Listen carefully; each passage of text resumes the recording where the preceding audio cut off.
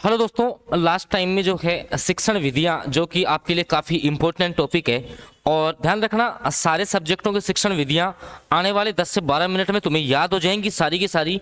और आप देखना, एक भी पर्सन इस क्लास से बाहर नहीं जाएगा। थोड़ा सा मैनेज करना, देखना इस पूरी क्लास को। पहला प्रश्न कि प्रयोजना विधि क्या होती है। सारी शिक्षण विधियां मैं एक बार करवा देता हूं। देखिए, प्रयोजना जो विधि है ये जॉन डीवी की विचारधारा पर आधारित है। इसके प्रतिपादक जो है वो किलपैट्रिक है, पूछता है प्रयोजना विधि किलपैट्रिक, ठीक है। और ये जो प्रयोजना विधि है वो करके सीखने पर आधारित होती है। इतना से 3 बातें याद रखनी है, वापस सुन लो। जॉन डीवी की विचारधारा, प्रतिपादक किलपैट्रिक, करके सीखना, ये आपकी प्रयोजना विधि होती है। फिर पूछता है कि अभिकर्मित जो अनुदेशन विधि है वो किस, उसके प्रणेता कौन है, तो बीएफ स्किनर है। अब अभिकर्मित में भी 3 प्रकार याद रखने हैं, रेखीय या बाह्य, ठीक है, उसके आपके बीएफ स्किनरी है। और रेखीय या आंतरिक जो है उसके हैं क्राउडर। और अवरोही के हैं गिलबर्ट, अवरोही के गिलबर्ट है, याद रखना है, ठीक है। अगला आपकी जो है पर्यवेक्षित अध्ययन विधि बोलते हैं इसको, या निर्देशित स्वाध्याय प्रणाली जो है वो मोरिसन की है। इतना सा याद रखना, किसकी है, मोरिसन की है। पर्यवेक्षित अध्ययन का शाब्दिक अर्थ होता है शिक्षक के परिवीक्षण में विद्यार्थी द्वारा किया जाने वाला अध्ययन या स्वाध्याय। इसे सामाजिकृत अभिव्यक्ति भी कहते हैं, ठीक है। अब अगली जो विधि है वो आगमन विधि, आपकी फेवरेट है भाई। यहाँ से बाहर तुम्हारा शिक्षण विधि का क्वेश्चन नहीं रहेगा, ठीक है। देख लीजिए, आगमन जो विधि होती है वो उदाहरण से नियम की स्थापना करती है, हिंदी व्याकरण के लिए उपयुक्त होती है, छोटी कक्षाओं के लिए उपयोगी है। पूरी आगमन विधि को समझ लो आप। सबसे पहले तो इसमें क्या होगा, बच्चे को उदाहरण सिखाएंगे, उदाहरण से वो बच्चा जो है वो आपका नियम बना लेगा, ठीक है। ये विधि जो है वो विशिष्ट से कहाँ चलेगी, विशिष्ट से सामान्य की ओर चलेगी, ठीक है। इसके अलावा ये जो विधि है वो आपकी अज्ञात से ज्ञात की ओर चलेगी, ये भी आपको याद रखना है, ठीक है। अगला जो आपका क्वेश्चन है कि निगमन जो विधि है इसकी उल्टी है। पहले आपका सूत्र आएगा, उसके बाद में आपके क्या आएंगे, नियम आएंगे। पहले आपके सूत्र आएंगे, उसके बाद में आपके क्या आएंगे, नियम आएंगे, याद रखना है, ठीक है। छोटी कक्षाओं के लिए उपयुक्त नहीं है। फिर अगली आ जाती है सूत्र विधि। तो संस्कृत साहित्य से उत्पन्न हुई है, व्याकरण के लिए उत्तम है, निगमन विधि का ही रूप है, उच्च स्तरीय कक्षाओं के लिए है। अगली है समवाय विधि, या इसको पाठ्य पुस्तक विधि भी बोलते हैं। समवाय विधि बोल दो या पाठ्य पुस्तक विधि। समवाय का अर्थ होता है मिलना। समवाय विधि में पाठ्य पुस्तक को पढ़ाते समय व्याकरण का ज्ञान कराता है, इसलिए इसको पाठ्य पुस्तक विधि कहते हैं। मतलब पढ़ाई के साथ साथ व्याकरण सिखा देते हैं बच्चे को, ठीक है। अगली भाषा संसर्ग विधि। भाषा संसर्ग विधि में छात्र को केवल भाषा का ज्ञान, ध्यान रखना, भाषा संसर्ग केवल भाषा। समवाय में तो क्या होगा, भाषा के साथ साथ व्याकरण भी सिखा देंगे, लेकिन इसमें केवल भाषा सिखाई जाएगी। किसमें, भाषा संसर्ग विधि में। सारी विधि करवाऊंगा आपको। अगली है अनौपचारिक या सैनिक विधि।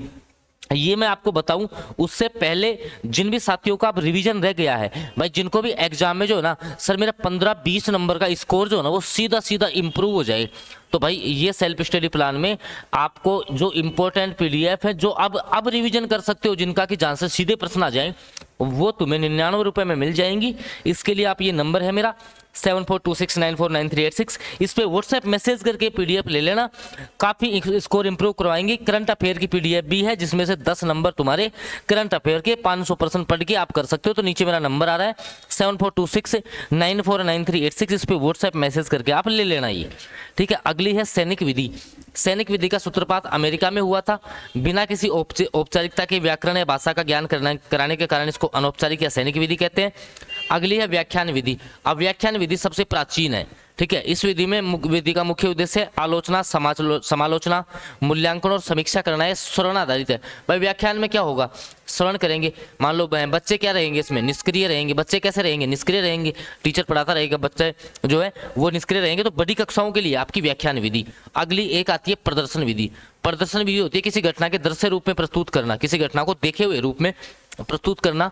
और अध्यापक द्वारा कक्षा के प्रदर्शन करते बालक को वस्तु और शब्दार्थ का ज्ञान कराया जाता है। ये विधि छोटी कक्षाओं के लिए काफी लाभदायक है, प्रदर्शन विधि, क्योंकि बालक प्रयोग प्रदर्शन से अधिक रुचि, मतलब किसी चीज को अपन दिखा करके सिखा रहे हैं ना, बच्चे को दिखा करके सिखा रहे हैं, वो आपकी कौन सी है, प्रदर्शन विधि। एक आती है भाई इकाई विधि। इसमें ज्यादा क्या पूछता है, इकाई विधि किसने दी, तो मोरिसन ने। किसने दी थी, मोरिसन ने दी थी, ये आप याद रखना। इकाई विधि के प्रतिपादक आपके HC मॉरिसन है, इस विधि में संपूर्ण पाठ्यक्रम को कुछ यूनिट्स में बांट देते हैं। इकाई विधि में कुछ यूनिट्स में जो है पाठ्यक्रम को बांट देते हैं और प्रत्येक यूनिट से संबंधित जो है उपलब्धियों का समावेश करके उनका अध्ययन करवाया जाता है।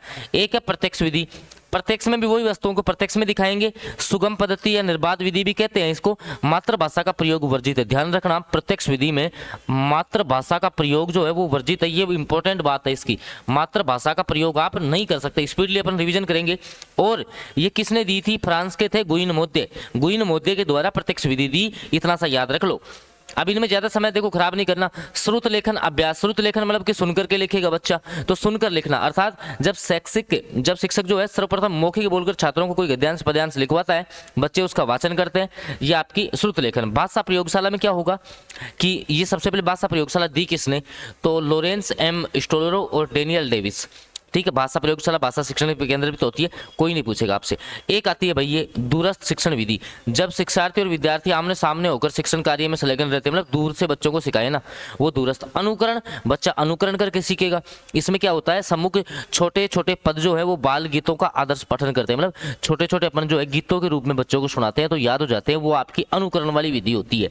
अगली है व्याकरण अनुवाद विधि, ये पूछता है रीट में व्याकरण अनुवाद विधि दी किसने? तो संस्कृत में डॉक्टर रामकृष्ण गोपाल भंडारकर। कौन थे? डॉक्टर रामकृष्ण गोपाल भंडारकर। भाई ये नाम याद रख लेना आप, गोपाल भंडारकर ज्यादा याद रखना क्योंकि इसको भंडारकर विधि भी कहते हैं, ठीक है। इसके द्वारा दी गई थी, याद रखना। संस्कृत, अरबी, ग्रीक और लैटिन आदि के शिक्षण की प्राचीनतम और परंपरागत विधि है, ध्यान रखना। अनुवाद के सिद्धांत पे काम करती है व्याकरण अनुवाद, ठीक है। अगली है भाई ये इंग्लिश में भी आपकी द्विभाषा पद्धति है, वो डॉडसन के द्वारा दी गई थी। किसने दी थी? सीजे डॉडसन के द्वारा दी गई। ये क्वेश्चन ज्यादा पूछता है, ध्यान रखना, ठीक है। और ये व्याकरण जो है अनुवाद और प्रतिलक्ष्य जो विधि है उनके बीच में सेतु का काम करती है। ध्वन्यात्मक ध्वनि साम्य, इसमें भी सेम क्या ही होगा, जो है शिक्षक बोलेगा, बच्चे उसको सुनेंगे, वो ध्वन्यात्मक विधि होगी। रसास्वादन, भाई आपका कविता पाठन के लिए उपयोग है। सबसे पहले तो ये याद करो, रसास्वादन किसके लिए? कविता के लिए है। भाषा शिक्षण में विधि का प्रयोग अधिकतर कविता शिक्षण के लिए जो है उपयोग में लाया जाता है, बस इतना सा याद रख लो। वाचन विधि सेम, बस वाचन भी वही होगी, अध्यापक सर्वप्रथम विषय वस्तु का वाचन करता है। शास्त्रीय विधि पूछता है, ये पाश्चात्य विधियों की देन है। इस विधि का सर्वप्रथम आविष्कार किसने किया? मैडम मोंटेसरी ने किया था, इतना सा याद रख लेना आप, ठीक है। एक होती है व्यतिरेकी विधि, व्यतिरेकी में मातृभाषा और सीखी जाने वाली द्वितीय भाषा दोनों को जो है एक साथ समझाया जाता है। एक होती है दल शिक्षण जो है हार्वर्ड विश्वविद्यालय अमेरिका के शोध छात्र मिशिगन हार्वे, दल शिक्षण किसने दिया ये पूछता है, तो आपका मिशिगन और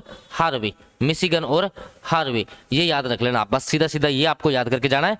और लास्ट टाइम में ये रिवीजन करके चले जाना, 10-15 नंबर का फर्क पड़ जाएगा 99 रुपए में, ध्यान रखना। 99 रुपए में 10-20 नंबर ज्यादा आ जाएंगे तुम्हारे, बस यही पढ़ के चले जाना आप तो लास्ट टाइम में, ठीक है। तो जिसको लेना है, ये नंबर है मेरा 7426949386, इस पे व्हाट्सएप मैसेज करके लेना, और भी वीडियोज आएंगे आपके लिए। धन्यवाद।